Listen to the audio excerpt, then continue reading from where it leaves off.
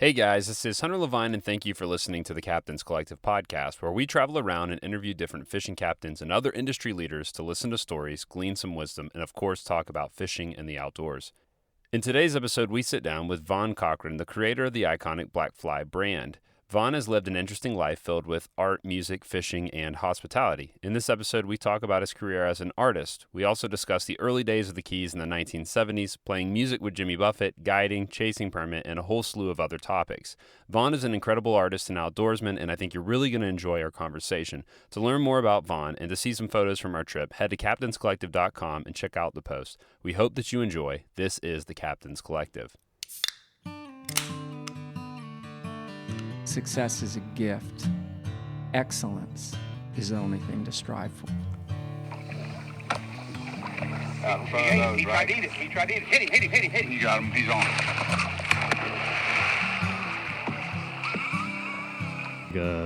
2 butt caps off the rods, filled them with tequila. We took a shot and out we went. There ain't no getting into it after that. You're hooked. It's a bad habit. And all the time Flip's he's standing there ready to go for a tarpon. Anytime he says, "You talk so much, you're like a senator." He's out there. All right, we're going to take up the line. Awesome. Hey, Vaughn, thanks for joining us today and making time for the podcast. It's my pleasure. The first question I'd love to hear is just how you got onto the water. Well, I grew up in St. Augustine, Florida, and my first memory of being a human being is fishing with my dad. So, and that never stopped. He would take me to the beach. We'd go fishing for redfish at night, and we would stay out there sometimes all night, and we'd just sleep on the beach, and he let me drink a beer every once in a while. What kind? Do you remember? I have no idea. All I knew was a beer. Yeah. And so as a kid, how old were you when that was? Oh, gosh. I mean, 6. Okay. And for you, was it something that you instantly connected with? I think so, just because my dad, did it all the time. He built a couple of boats, like just fishing skiff type boats on our front porch. Wow. And I would help him, do that. And he was an artist, but not in the way that I'm an artist. But he just had a feeling for how things went together, and he was good with his hands and that sort of stuff. To you, is there always a connection between the outdoors and art? I went to art school. In fact, it started off as I was the kid that always drew in the margins of my books and got in trouble for doodling. For that. Yeah. So it's something that I kind of always did. And then growing up in St. Augustine, which was a big arts community, I mean, all the people that I knew were artists in some way, shape, or form. Glass artists, potters, painters, batik, all that sort of stuff. And those are kind of the people that came into my little world, and I thought, wow, that would be a cool thing to do, to be able to make stuff, and that would be my life. And I never dreamed that, I never even thought about, oh, well, what about a 401k? Yeah. What's a 401k? Yeah, exactly. Is that a car or what? Yeah. $401,000. It sounds Right. great. Yeah. Yeah. So what was your middle school and high school years like in that area, in the St. Augustine area? Well, I have to say that it was interesting because the St. Augustine was such a little town. I think at that time the amount of people that lived in the entire county was less than 100,000. I mean, like way less than 100,000. And you could ride your bike to the beach. I remember my parents would drop me off at the St. Augustine Beach Pier in the morning and come pick me up in the afternoon when they got off work. And I stayed there all day and fished. They gave me, there was a little restaurant out on the pier at the time. And so I had enough money to go eat lunch and everything. But I was there. I knew everybody on the pier and, fished. And You know, it's a great way to spend a summer day. When did you decide that art was something that you wanted to pursue very seriously and potentially as a career? Well, I think that you know, as I you know, started going to art school and stuff like that, well, actually, even before that, hanging out with these people in St. Augustine, I started going to art shows, you know, just to help out other artists. And the big one we used to go to was the Winter Park Art Show. And I think it's in its 60th year or something right now. But then, you know, as I started going to those shows and seeing what people did and their lifestyle, it was just, you know, it was attractive to me. And I think, well, you know, I can do this. Did they have a lot of different type of lifestyles represented there? Was it mostly fishing, outdoor? Was it? No, those shows were just pure art shows. I mean, you can go there today and see paintings for, you know, 60, 70 grand. Or you can buy a little decorative weed pot, they call them. It had nothing to do with weed. Yeah. And you can, you know, get that for $3. So there's a full spectrum of art objects there. As a kid, was there something that was like an idol or an icon that you had in the art community that you looked up to that really spurred you on? No, there was a practical side in that observation, in that I knew that if you were going to be an artist, you know, your chances of being like a big artist were as much as your chances are of being in the NBA. You know, a few people make it. And so I tried to pick something that I thought I could actually make money at. And so I actually chose ceramics or pottery. I thought, well, okay, I can do that because I can, you know, it's a utilitarian item. You know, everybody needs a coffee cup, you know, a cereal bowl, you know, whatever, you know. So I started off in the production pottery mode, and that's what I studied, you know, learning to throw pots on a wheel, a potter's wheel. And that's production. I studied with this guy in North Carolina, and the first thing we did was we threw, you had to throw 300 bowls exactly the same size. Exactly the same size. And then what happened? That's really hard to do. What did they do with the bowls? Well, I think it might have done 5,000 to get 300. You know? So no, they got torn up. They just they went back into the they went they're back at a pottery into the barn somewhere. No, they're in a clay pit somewhere. So you ended up going from St. Augustine to USF. Right. What was the transition like for you going from being a kid in St. Augustine, who at that time was a small town, you're riding your bike, to going to Tampa, different scenario? How did that play out for you as an artist too? Well, there was an in-between time there. And I think, you know, having, you know, between artist and fisherman, there were times where I didn't fish very much and I did a lot of art. And there were other times I did a lot of art and didn't fish very much. So, you know, when I was, after I graduated from high school, I went right into the Army. At that time, there was no lottery.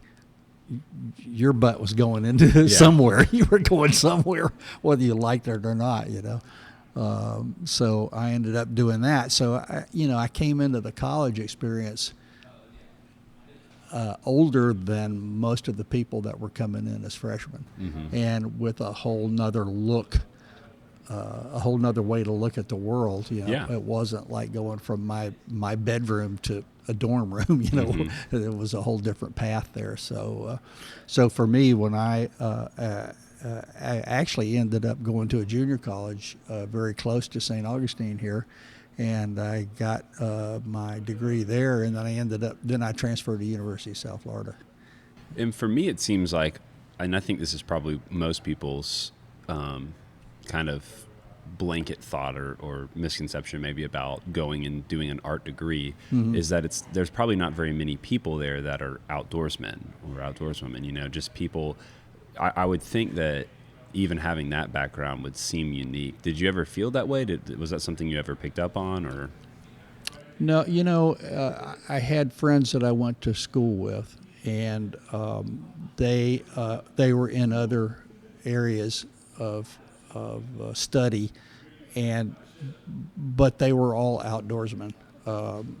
They fished and hunted, and they weren't necessarily artists. I mean, I think as in now even and in life, when you make a connection with somebody that you have a similar like, you gravitate toward those people because you got something to talk about. There's some interest there. It's like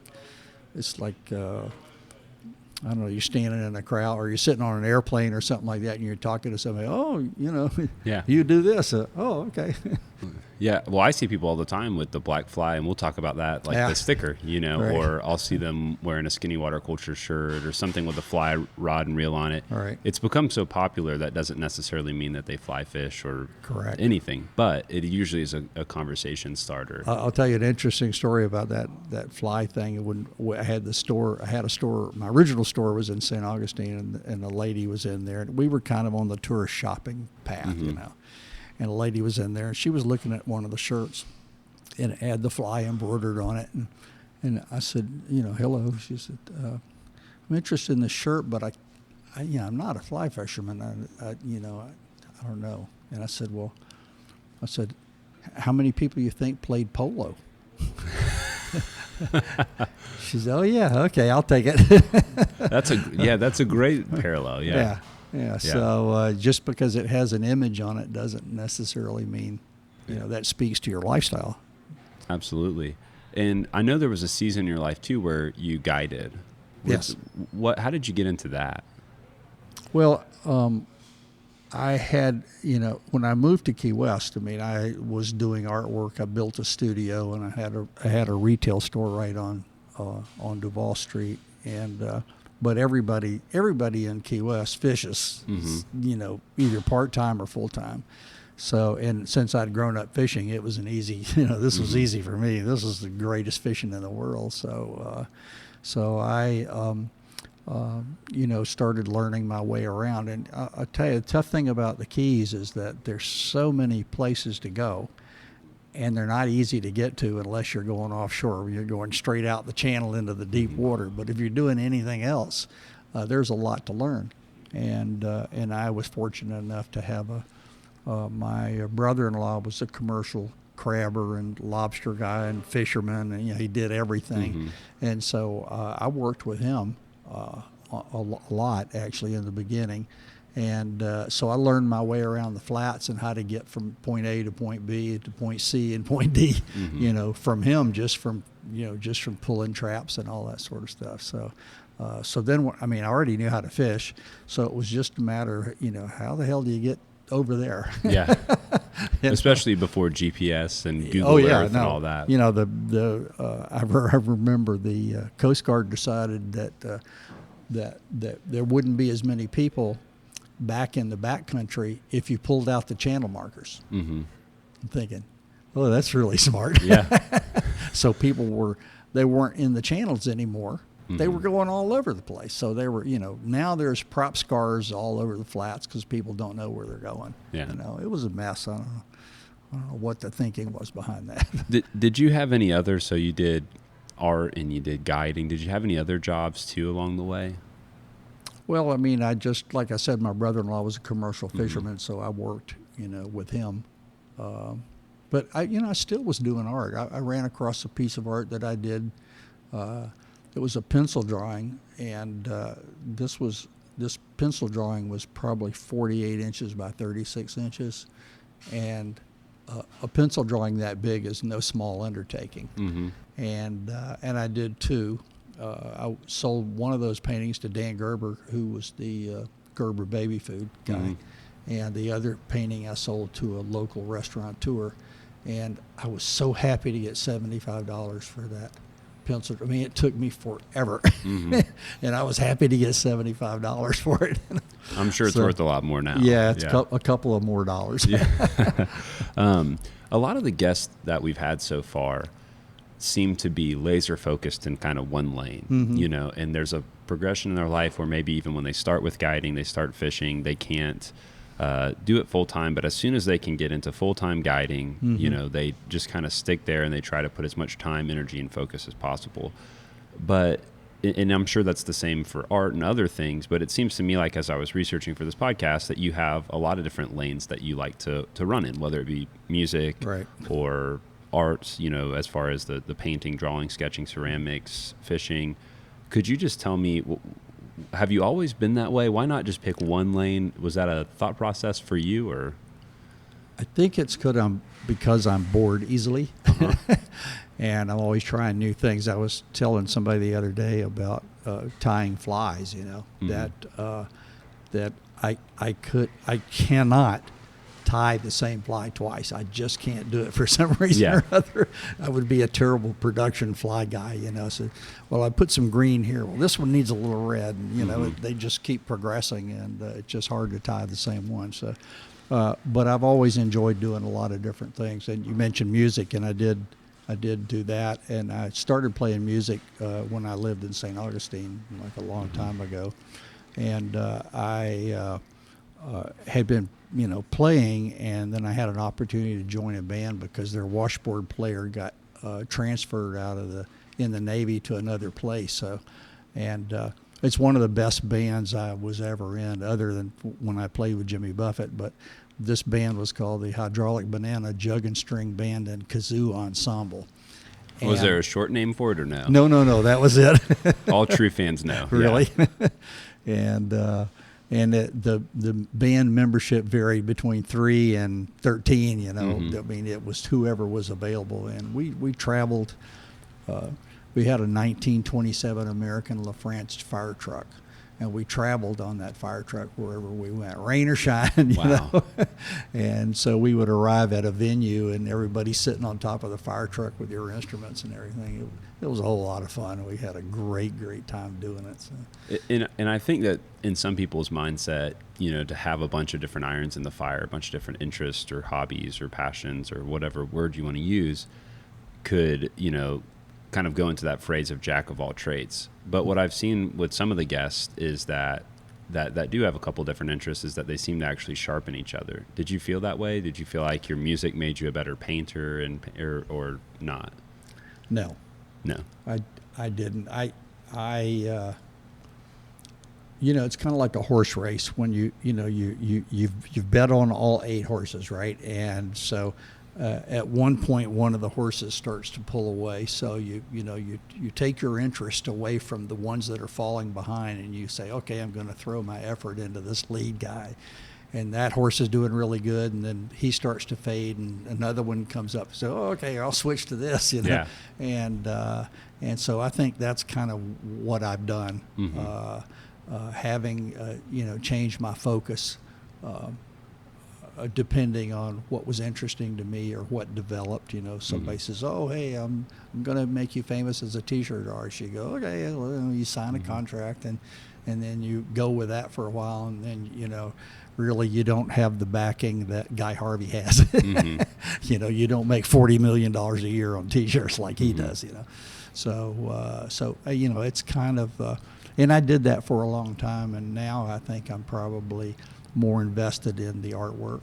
And I've said this, I'm so lucky when I was guiding, that if there was a bad weather day, well, I just painted, worked on my artwork or something like that. And then when it was time for me to get off the back of the boat, I had someplace to go.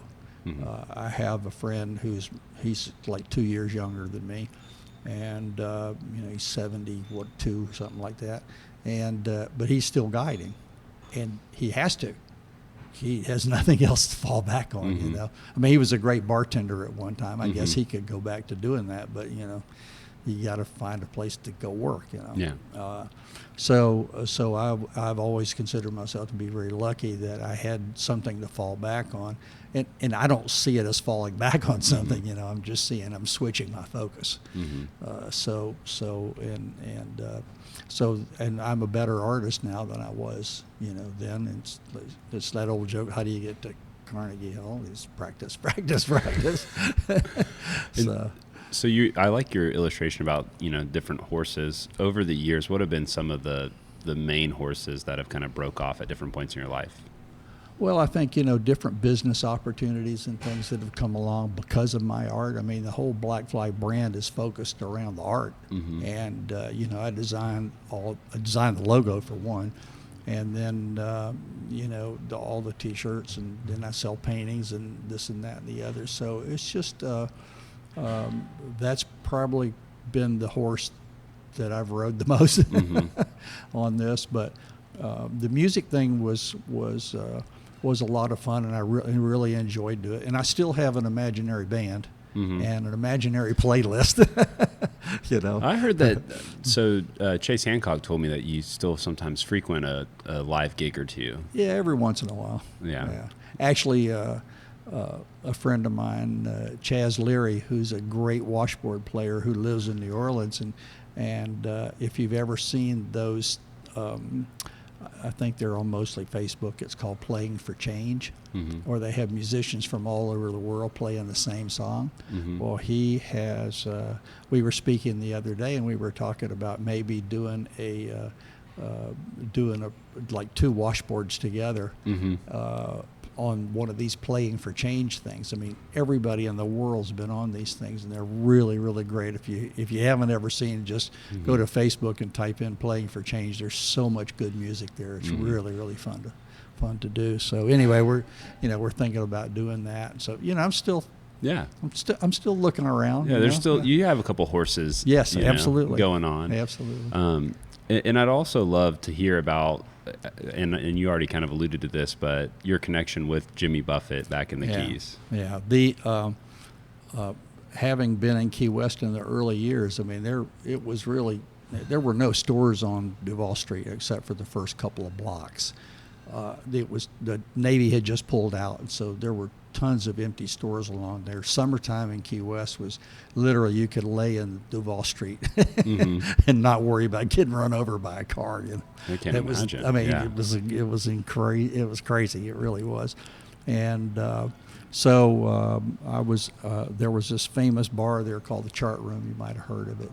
It's in Key West, and I think Jimmy talks about it's in one of his songs. I don't know which one, but so anyway, I was in the bar one night. We used to go there and play music and drink and all that sort of stuff. It's a little tiny bar. I mean, actually, it was originally a hotel room, so you can imagine the size of it. Wasn't that big, but they turned it into a bar.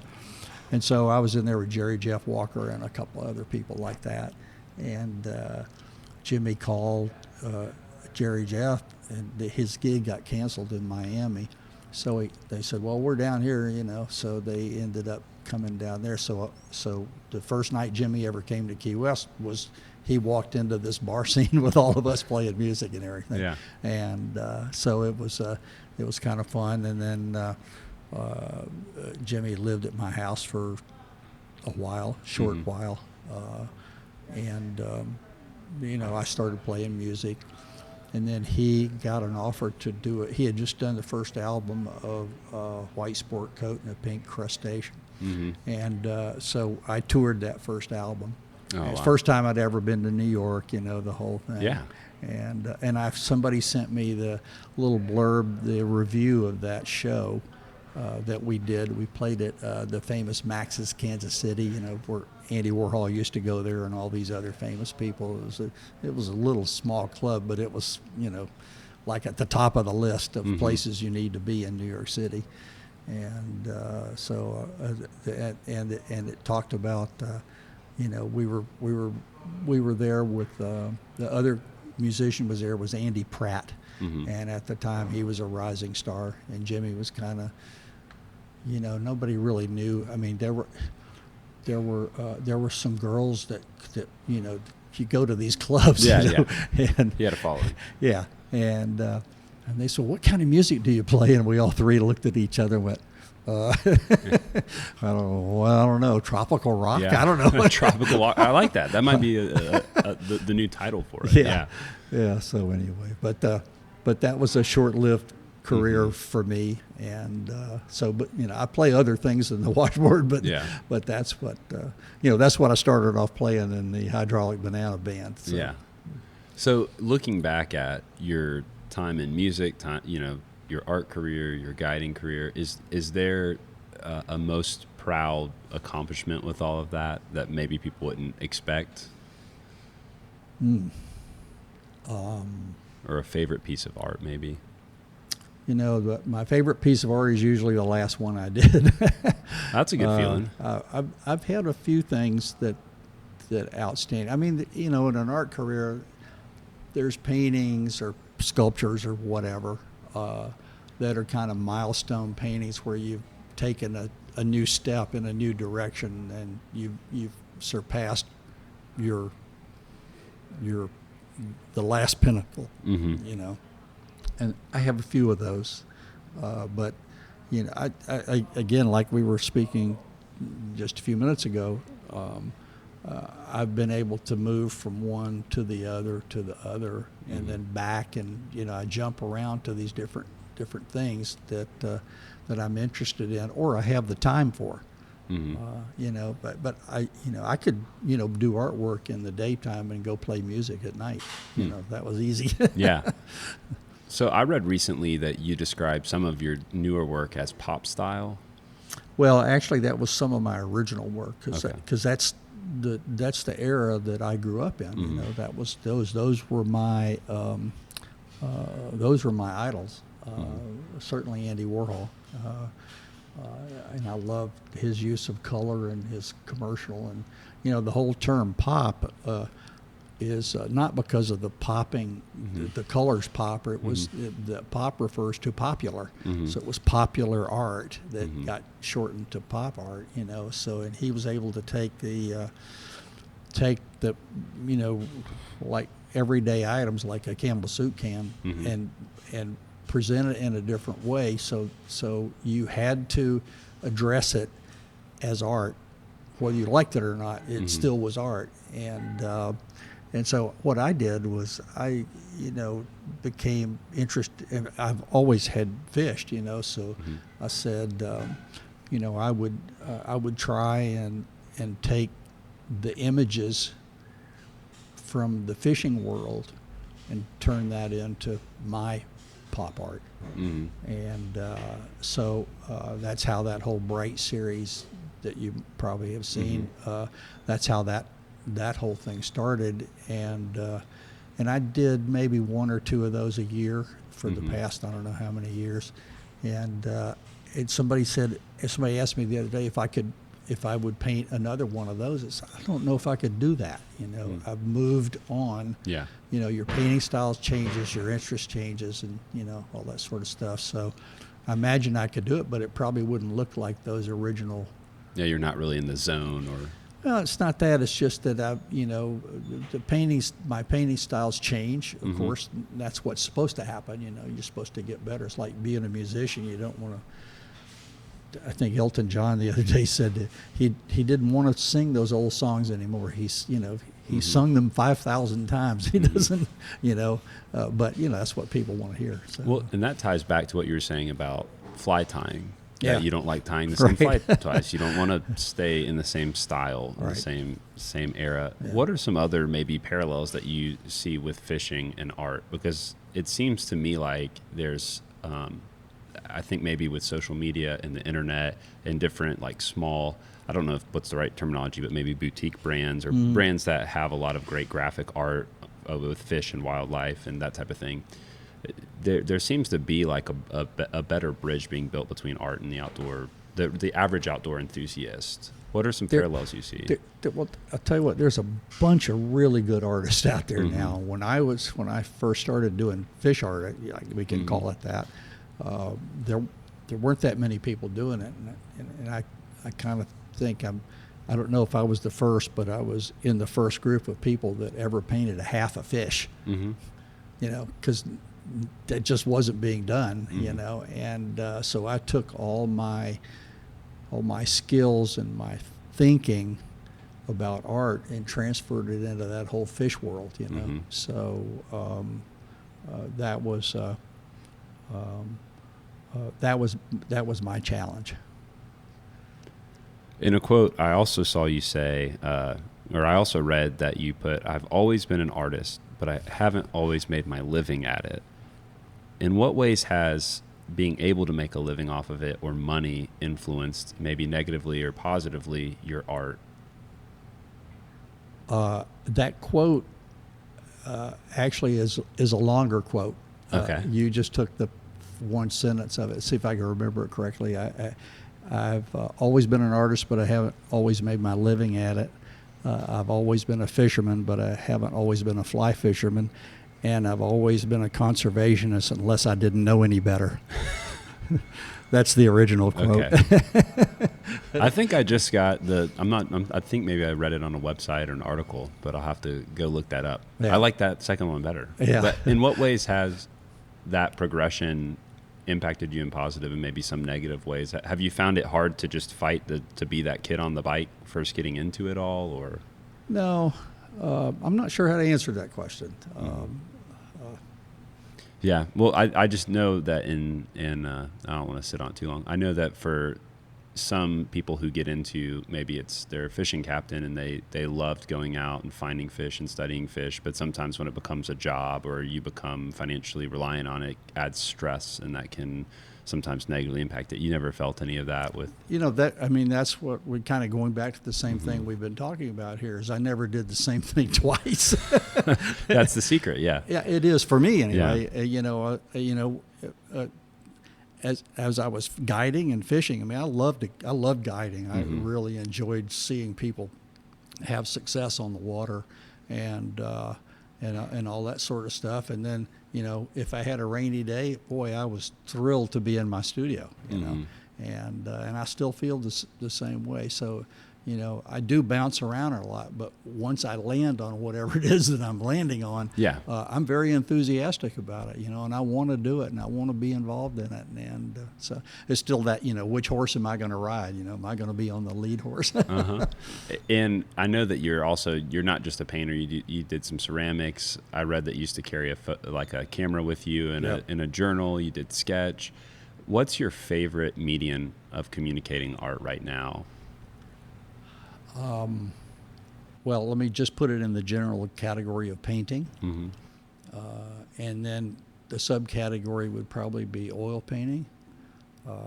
But I'm just getting ready to start on another piece that's probably, I'm going to call it a watercolor painting. A lot of times I'll use acrylic paints and thin them down to where they're watercolor consistency. And I'll use that, and it would in a combination of pencil and pen and ink, and I might throw some oil in there. It's just, it never mattered to me in a purest sense how I got from point A to point B. It's just the fact that I got there. Yeah. How I got there was not important. So if I start out with a watercolor, I don't have any problem, it being turning into something else, mixed media maybe. That's what you would call it. And that's what the original Blackfly that you designed, was that watercolor? That was, it was acrylic thinned down to watercolor. What happened was I was living in Key West at the time, actually on Cudjoe Key is where my house was. And I was, my studio was upstairs, and I was downstairs around my boat slip there, and I'd been working with a sumi brush, which is that, the bamboo brush that they use for calligraphy and that sort of stuff. And it just occurred to me, I said, wow, I wonder what it would look like if I painted a fishing fly in this Japanese sumi style. And so I went upstairs and mixed my ink and did all that stuff, and I started painting these flies. And one fly led to the other, and again, I couldn't do two flies the same way, right? Back to that mode. And I just kept painting, and pretty soon I ran out of paper. And I got some grocery bags and cut them up, and I started painting it. And this is like two-sided. I don't know, it might have been the most productive day of painting in my whole life. Yeah. And at the end of the day, I had painted, 300 flies, maybe. And so I started sorting through them.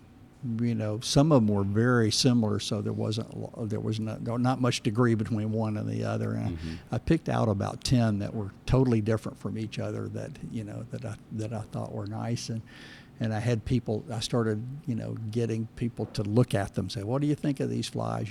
Which one would you pick?" And I had one that I liked, which actually wasn't the one that ended up being the Blackfly. Really? Yeah, and I don't know. I just wasn't thinking about it in the same way that everybody else saw it, And so, but everybody ended up picking the one that now is, the Blackfly. And so once I had that established, then, I wasn't trying to come up with a logo. That wasn't what I was trying to do at all. And it just ended up where somebody said, "Well, you need a logo." I said, "Well, I have this." They said, "Oh, that's great." Yeah. And there you go. There you go. And did you pull out a bunch of flies out of a fly box and look at them for inspiration? Nope. Just No. off your mind. Right. I just started painting, and I just didn't stop.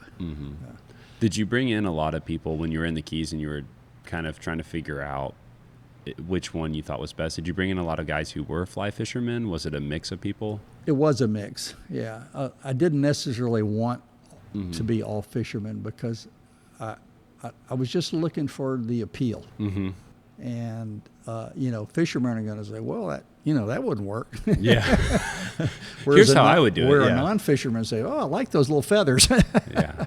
So was there anything when you originally, you didn't think it was going to be a logo, you said, but was there anything that you felt like that drew you to it, or that it conveyed or symbolized? I think it was just purely the one I liked the best. What year was that? Do you remember? Gosh. Ish? Let's see. It's probably about 20 years ago, maybe Okay. longer. Yeah. Was there a moment where you felt like, wow, this has the potential to really have some wheels on it and get out there? And what was that moment? Yeah, I think when I started, I had taken some of the other flies that I liked out of that group and came up with 4 flies. And my thinking was, if you present people with 4 different things that are similar but different, it's human nature to like one over the other 3. It just is. You're going to look at it and go, "I really like that one." And everybody has "Oh, I really like that one." Yeah. It's a different one for everybody. So I had these 4 flies. I had the Blackfly, then I had a freshwater fly. I had another one, a salmon fly, and then I had a bonefish fly. And so I had 4 of those, and people kept gravitating. And I did them on shirts, right? And that was just black with a little tiny bit of color in there, and that was all there was. There was no name, nothing like that. And I started selling those shirts at the Sunset in Key West because it was an easy way to make a lot of money. And so people kept picking that same shirt over and over and over again. I went, "Okay. Here we go." Yeah. That's I'm going to go with it. So I'd love to just do some rapid fire questions. Sure. And you can take as long as you want to with them, but these don't necessarily have much connection to them as far as flow goes. Do you have a favorite song to play?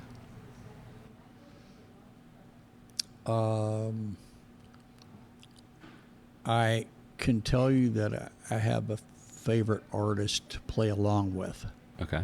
and that's Taj Mahal. Okay. Yeah.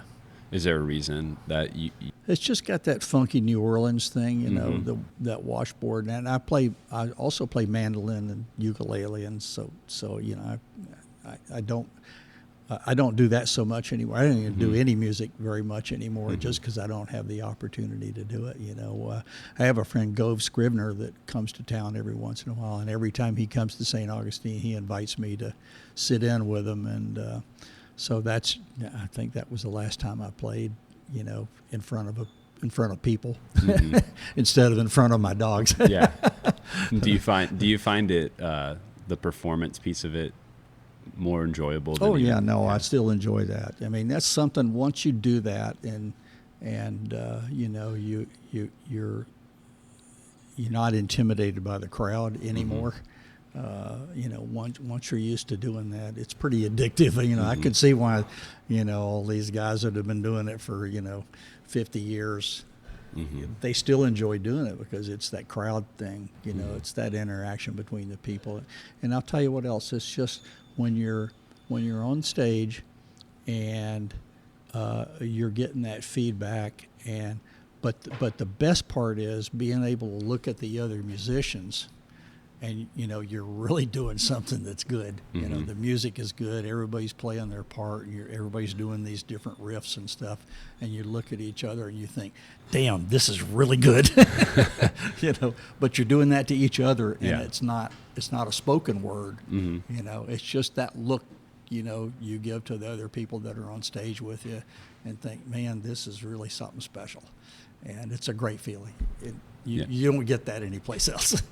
Do you have a favorite species of fish to target as an angler? Now, probably permit fishing, just because it's probably the most difficult challenge there is that I know of. I think a lot of people feel the same way. Is there a particular general area that you like to go to permit fish? Well, I mean, since I'm one of the owners of the Blackfly Lodge in the Bahamas, so we have great permit fishing there. That's I have more of an opportunity to go there than any place else.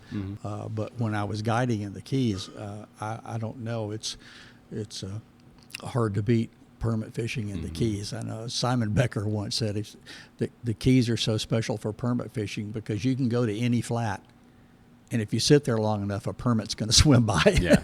And that's pretty much the way that it is. It's a perfect situation. It's like we have at the lodges, that we're surrounded by deep water, and so those fish are not. I mean, they don't live in the shallow water. They just come up there to eat and forage.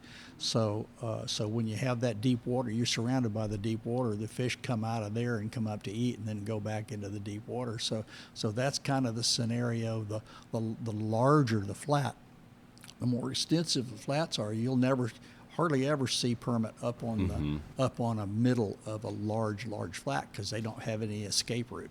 The only time you'll see them do that, when they get way back far where you don't usually see them, is on a full moon tide or something like that, where they know there's a lot of water up there. And so I usually like fishing for permit. Not necessarily on a big tide like that, because it feels the water gets deeper faster. So you don't have the best opportunities to do it. In the lodge, we target those permit that are on the backs of rays, and I think that's a better opportunity for success than if you have a free swimmer that's just out there swimming. I don't know what they're doing out there. They're just going from point A to point B. But one time I wrote an article about permit fishing, and it's never been published or anything, but I graded the permit fishing opportunities. Like, the easiest way to catch a permit is in deep water during the spawn. And you can throw anything. There's 10,000 permits swimming around. They're all over the place, right? You can throw anything out there and they'll eat it. So, I mean, I took two guys out there one time. They were beginning fly fishermen, and within a couple of minutes, they were both hooked up on a fly rod. Well, you spoiled them. They had never fished before for permit in their life, And the most difficult one is a single permit up on the flats in shallow water, just by himself eating. That's the toughest one. And how would you describe what makes it so tough to get them to cooperate? When it does work, it seems like, what in the world is so hard about this? But the rest of the time you're going, I hate those damn things. I know. With over the years, you've had the opportunity to fish with a lot of different people in a lot of different areas. Right. What would you say makes a great angler? I think if you, it's a combination of experience. I think once you kind of intuitively know what to do. But I think my years as a guide taught me all the possible scenarios that you should look for. When I was managing a lodge in Costa Rica, the guys were so proud of themselves. Well, we catch these tarpon and everything. I said, you guys got it easy here. You only got one fish to catch. Where in the Keys, you can't be a guide just knowing how to catch one fish. You have to know how to catch everything. because you never know what the day is going to give you. So one day you might go out and, there's no bonefish around, and your guy really wants to catch a bonefish. Well, what do you do? So I think having the experience and to study, I think if you can cast, you can cast. That's casting, right? As far as I'm concerned, doesn't have anything to do with it. You're either, you can get better by practicing, right? Mm-hmm. But the knowledge of how to approach a fish and how to go about getting that fish to eat, because you're really just fooling the fish. That's the whole game of fly fishing, as far as I'm concerned. It's not what size rod you use or you need to pick the right fly out. Well, let me say it like this: you need to pick a fly that they think they're going to eat. Mm-hmm. But once you fool the fish, Mm-hmm. the rest of it's just busy work, as far as I'm concerned. Getting it in is no big deal. It doesn't matter. I'd like to release the fish as quickly as I can. So I would never go bone fishing with a 6-weight rod, which a lot of people think that's some kind of macho thing to do. But it's really not, because you're just killing the fish, because you've tired the fish out on a 6-weight. Yeah. To the point where when you release the fish, he's going to get eaten by a shark or a barracuda, no question, because he's so tired that he can't escape the predator. So with art and with fishing, there's a lot of gear. There's a lot of tools. Yeah. Or at least it It's seems like. It's like going to Home Depot. Ooh, I need this. It's in for trouble. Yeah, you're in for trouble. So I was thinking about that, though, because I'm younger. I'm newer to fly fishing. I do dabble in some art. I do some photography. I do some painting. I like some stuff with music. I just started learning the piano about a week or two ago for fun. But it can be frustrating because there's so much gear. There's so much to learn. There's so much money to be spent. As you have progressed as an artist and you've gone into a new category of art where now you got to learn all these new tools and, new styles, or with fishing, you're whatever it is that you're starting, how do you try to think through, okay, what's most important, and how do I sequence like the progression of accumulating the stuff and learning how to use it? Do you have any thoughts there? It's kind of like it's like getting a computer, and you think, oh, I'm just going to learn everything about this. Well, you're not. You're just going to learn what you need. And I was working on a painting last year. It was the first time I'd ever tried to paint a duck or birds. And in my studio, I have jars and cans and stuff with, I don't know how many brushes I own, hundreds probably. And each of those brushes has a particular purpose, the type of stroke, or how much the bristles need to bend, or, is it like a spackling type design, or is it a free-flowing, smooth thing like you would use to paint water? And I realized out of all the brushes I had, I didn't really have one that would do what I wanted it to do. So I'm off to the art supply store, thinking, oh, this is great. I get to buy a whole bunch of new brushes. I think, you collect the tools you need for the project that you have to accomplish. So, and I think fly fishing is the same way. And I tell people when they're here in the Blackfly Outfitter store that if you're just getting started, you want a rod that has a little more flex in it. I think as you get more proficient, I think people tend to go to a little faster action rods just because. And but a beginner has a hard time feeling that rod load up. Having the line load up, it's hard to tell. So it kind of messes up your stroke. So I always tell people, look, get this rod. This is a good starter rod, and eventually you'll get another rod because you want to catch bigger fish or smaller fish, whatever. So you'll have a rod for that, and then you take your original rod and you save that, and that'll be a rod that you own that has a certain purpose. And so then you want to go tarpon fishing. Well, you need an 11 or 12 weight rod. You need a reel to go with it and everything. And what you don't want to do is think that you're going on a fishing trip and you're going to switch rods and reels, because you're not. So you get another rod, and you get a reel to go with it. So if you're switching from a 7-weight to a 9-weight, you don't want to have to mess around with, you just want to grab the rod and, out of the Be ready to go. Yeah. So I think the biggest thing, the best example of that is fishing at Blackfly Lodge. You want to fish for permit, but you want to fish for bonefish. So you select a very stiff 9-weight or a 10-weight rod for the permit, but you don't want to catch bonefish on that, right? So you need a 7, 8, or a 9, depending on your preference, So there's 2 rods right there. Yeah. Right. I mean, no matter what, you got 2 rods. Yeah. Well, and then you need, so you need some fly tying material, and you need a vise, and you need a box to put those in, and you need and you need, somebody needs to write the book on how to have these conversations with your wife as you go through all the You've heard that joke about, I hope when I die my wife doesn't sell this stuff for what I told her I paid for it. No, I haven't heard that, but in today's world, it's becoming increasingly harder for that joke to be true. Yeah. As somebody who's involved in multiple dimensions of the outdoor industry, the art side, the Abaco Lodge side, the lodging, the Blackfly Lodge down there, all different aspects of the industry. What are some things that you're hopeful for with the next generation of fishermen and outdoorsmen, and what are some things that you're concerned about? You always hope that people would respect the environment and the area that they're find themselves involved in. I think looking forward to, you just want to have just people come into that whatever that endeavor is and respect it.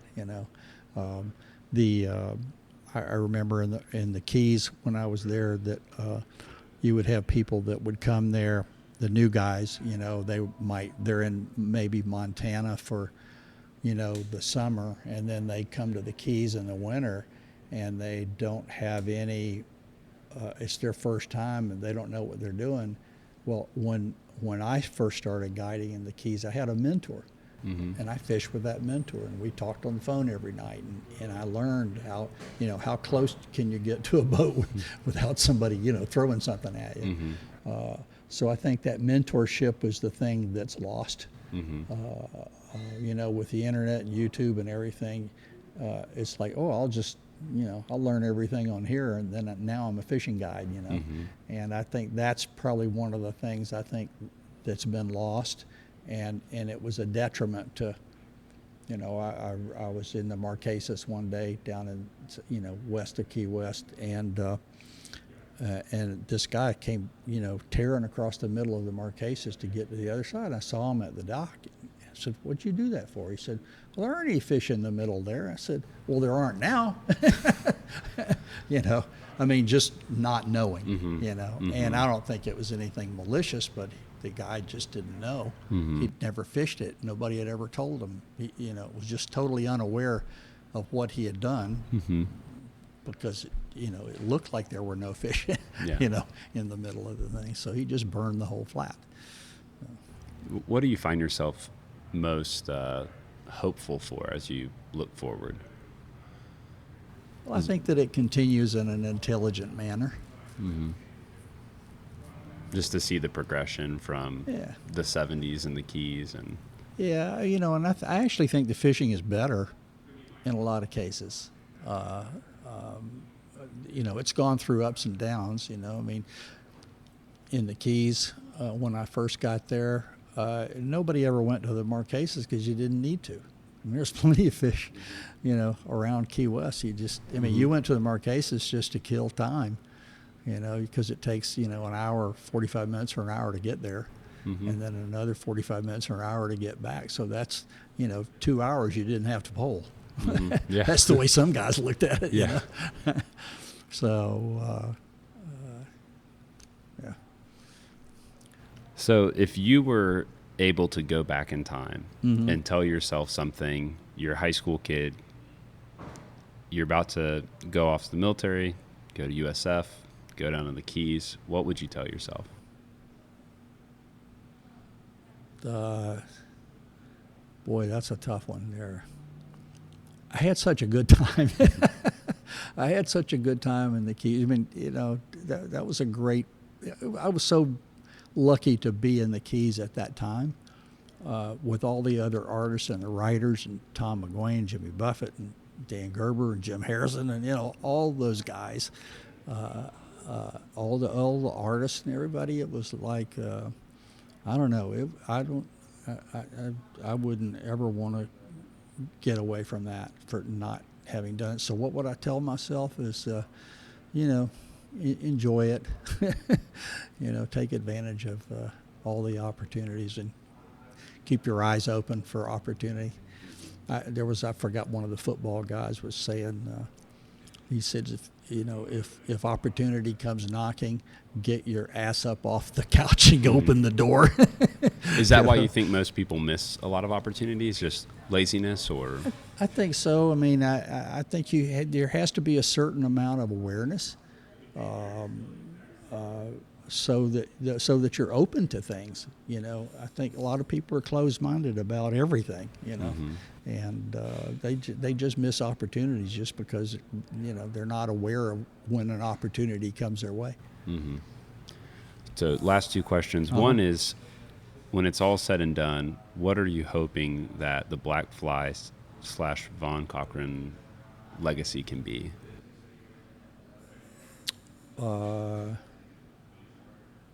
Well, I've thought about something like that. I figured that what I wanted to have on my tombstone was, I was just getting the hang of it. I told my wife I was going to put on my tombstone, I thought that would be easier. Same philosophy. Yeah. That's what I jokingly tell myself. Pretty much everybody that works with me always jokes that I always think stuff's going to be a lot easier to do. Well, I think we're all guilty of that one. Yeah.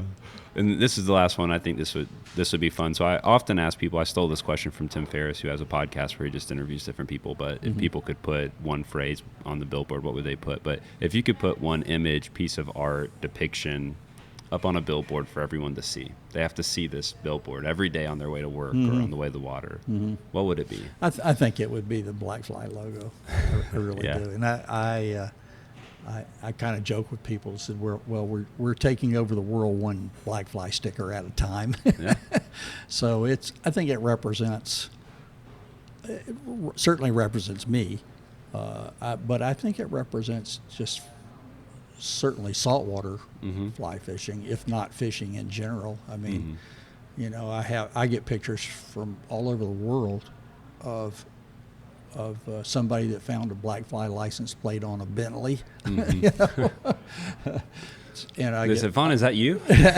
I get photos of people that have used the Blackfly as a tattoo. And most everybody calls me up, sometimes even in the middle of the night, saying, hey, can I use your logo for a tattoo? Okay, listen, if you're willing to put my company logo on your body, yes, you can do that. Yeah.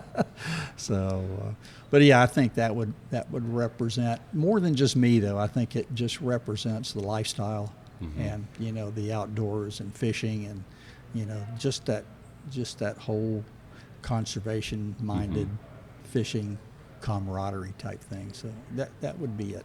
Well, I really appreciate the time today. I'm grateful for everything that you've done for the fishing industry, and it's been a lot of fun to hang out with you today. Thank you. I hope to still be contributing for a while yet. Hey guys, thanks again for listening to the Captain's Collective podcast. I hope that you enjoyed the conversation and that you'll continue to support the podcast by spreading the word to those that you know. We have some great podcasts coming up, and we hope that you enjoy. This is the Captain's Collective.